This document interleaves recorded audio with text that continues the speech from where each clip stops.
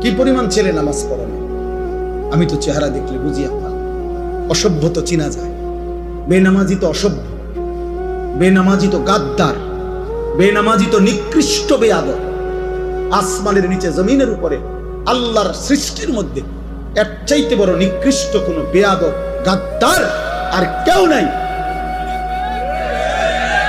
বেনামাজি সবচেয়ে বড় গাদ্দার, সবচেয়ে বড় ঘাটতেরা, সবচেয়ে বড় বেয়াদব।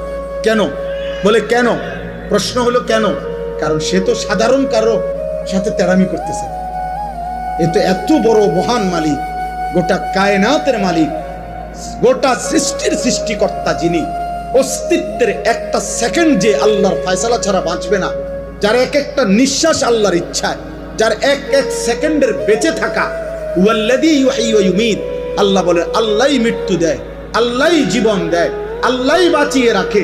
তো যে মালিকের ইশারা ছাড়া এক সেকেন্ড বাঁচতে পারবে না, এত বড় প্রয়োজনীয় আল্লাহ, এত বড় প্রয়োজনীয় মালিক, যার কাছে তার সেকেন্ড সেকেন্ড ঋণী, এত বড় সত্তার সামনে যে গাট্টারামি করে, কি ছোটখাটো বেয়াদব, কি ছোটখাটো গাদ্দার।